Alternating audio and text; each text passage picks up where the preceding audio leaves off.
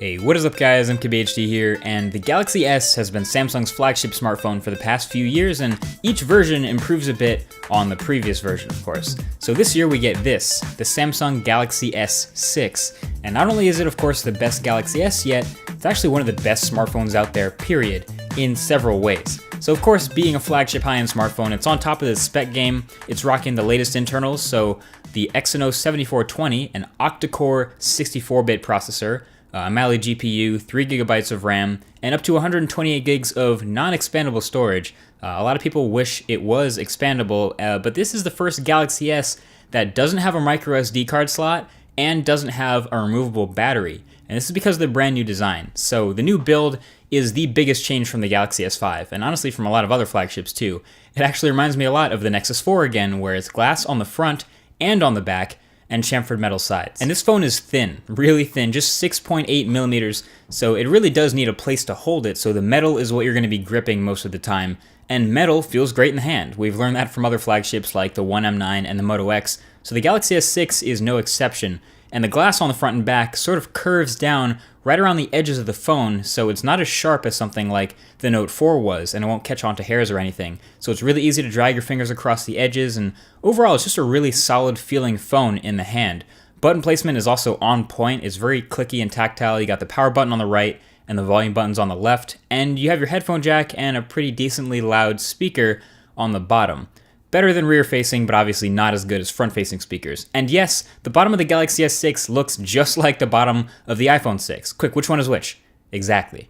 But whatever, it's still a great spot for everything, and Samsung nailed it with the chamfered metal. But it's not perfect though. Thanks to its glass front and back and the relatively curved sides, Galaxy S6 probably falls into top 5 slipperiest phones of all time. I've actually had it literally slide out of my pocket while I'm sitting down and almost slide off of a table when it was resting on a slightly tilted binder. And of course, since it's a glossy glass like that from the Nexus 4, the back of this phone is a fingerprint magnet in literally every color, probably the fastest I've ever wanted to skin on the back of my phone. Anyway, around the front, at first glance, it looks pretty much like any previous Samsung device. The shape is the same and the layout, as you can see, is the same as well. But there are a few improvements here. Number one is the home button. It's a much improved home button on the Galaxy S5 because first of all, it's much clickier and more tactile and more satisfying to press. And number two, the fingerprint reader in it is much better. It's no longer requiring a full swipe of your finger to read it, but just a touch, like a Touch ID on the iPhone. So you touch to unlock, and for this reason, it's much faster at unlocking your phone. And so for those of you who like to use fingerprint for security, this is going to make you very happy. I still turned it off after a bit because for me, it never quite got my finger right on the first try. It kept telling me to try again to get my whole finger over the button. Maybe a different finger would have worked better, or even recalibrating it, but either way, it is a big improvement over the Galaxy S5. And this new home button also serves as a double tap shortcut to quickly get into the camera, which I'll talk about later.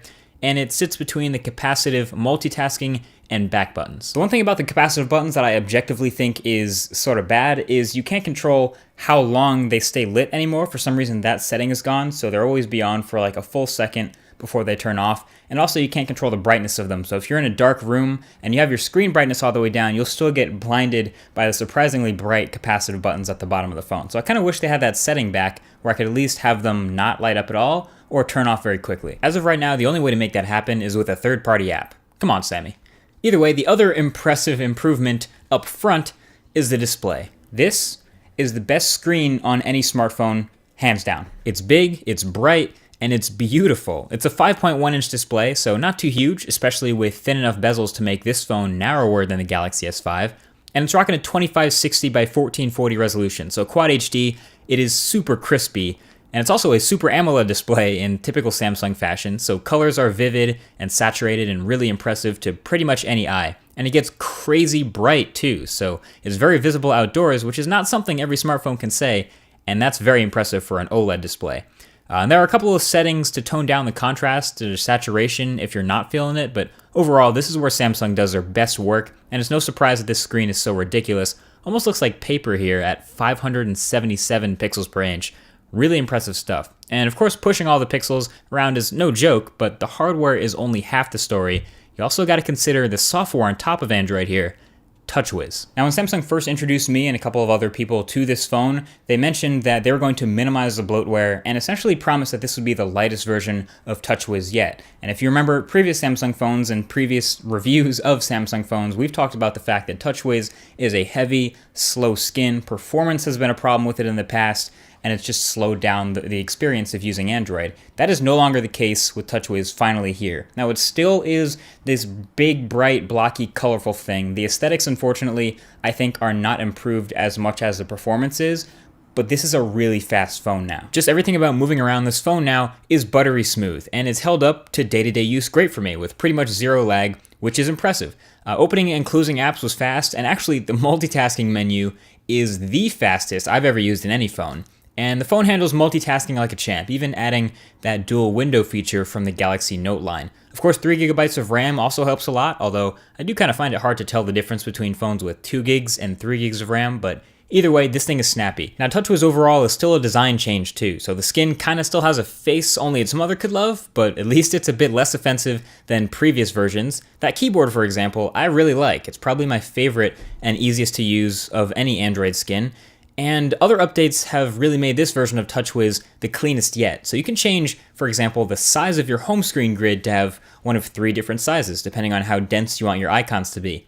You can go in and out and use whatever theme you want. There's a theme engine, so you can have the ability to totally change the looks of everything in TouchWiz, from the notifications to the quick settings and everything, in just a few clicks. And even the gallery, which used to be the most painfully slow app on any Samsung phone, is now caught up. It launches at a normal rate. So, of course, it's not all greatness. For one, I don't really know why S-Voice is still a thing. It keeps prompting me to use it, and I just don't want to use it. We have Google everywhere. And stuff like the briefing page to the far left of your home screens, it's a little better than last year, but it's still kind of slow. It still lags when trying to swipe out of it. Now, it's obviously still TouchWiz, so there's no way around the skinned nature of Android 5.0 here, but you win some, you lose some. I've become willing to let a lot of the minor stuff go, though, because this phone has been so consistently fast, like I said, in the user experience that it's pretty dope, beyond the way, some of the icons might look. I can grab a custom launcher, I can grab a custom keyboard, a custom icon pack, a theme. I can really make this my own, and it'll still be crazy fast. I mean, the camera opens in literally under a second, for crying out loud. You can just double tap the camera button, and it's basically already open. Actually, I had this happen in my pocket a few times, and as a result, I've got plenty of pictures of the inside of my pocket. But you know what? Let's talk about the camera. Let's talk about those pictures. The Galaxy S6 is rocking a 16 megapixel sensor with a maximum f1.9 aperture with optical image stabilization and 4K video and LED flash. Damn, okay, so it looks great on paper. How does it actually perform? Well, I kind of ranted about this on Twitter for a second, but the Galaxy S6 is packing the best camera in any Android smartphone, period. And it's good enough for me to say it's tied for the best overall camera experience of any smartphone alongside the iPhone 6 Plus. I even give it the edge because it can shoot stabilized 4K video.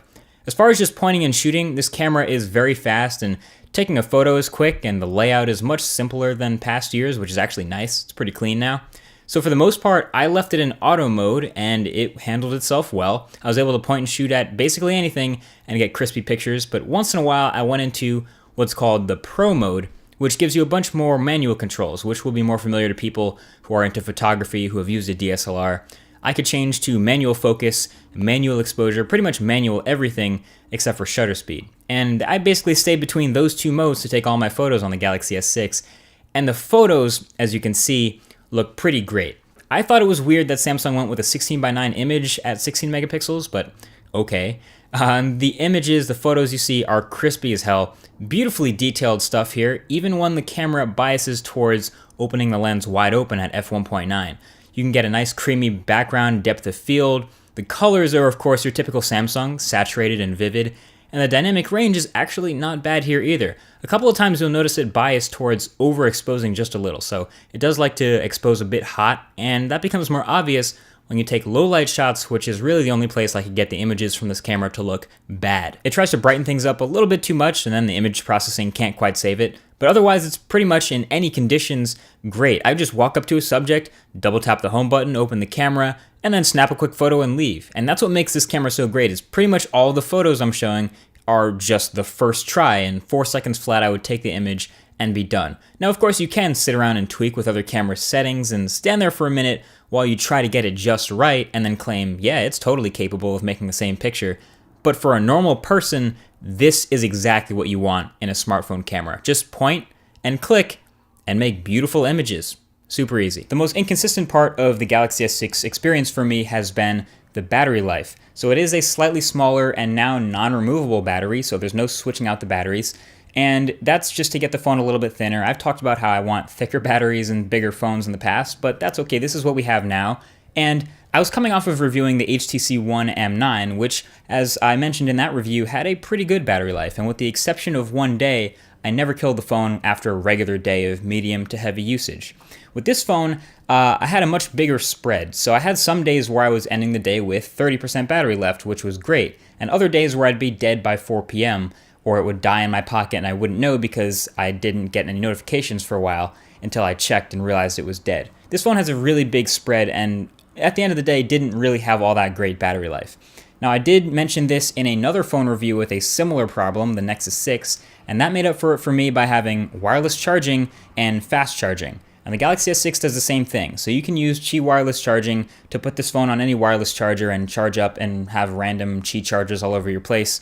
Or you can just use a fast charger, so if you get home or have a chance to pop it on a quick charge somewhere during the course of your day, you won't have to worry as it'll just blast. I think it'll add 50% of your battery in 15 minutes or something absurd like that. So that sort of makes up for it for me, but I would still much rather prefer to have a larger battery and a slightly thicker phone to not have to worry about charging at all. My screen on time varied somewhere between 3 to 3.5 hours. And again, this is different for everyone's usage, but for me, I guess for comparison, something like the OnePlus One, which was a fantastic battery life, was getting for me between 4.5 to 5 hours of screen on time.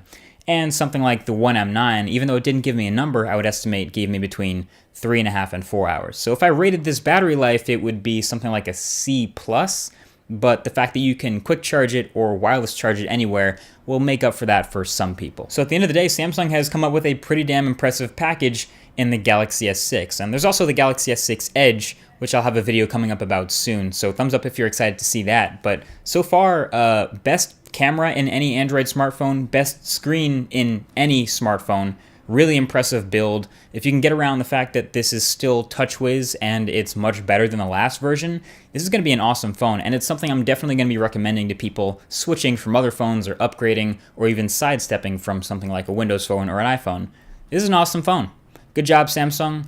Looking forward to the next, I guess the Note 5 is what I'm really pumped about seeing this year. That's been it. Thank you for watching. Feel free to hit that thumbs up button below if you enjoyed, and also that subscribe button.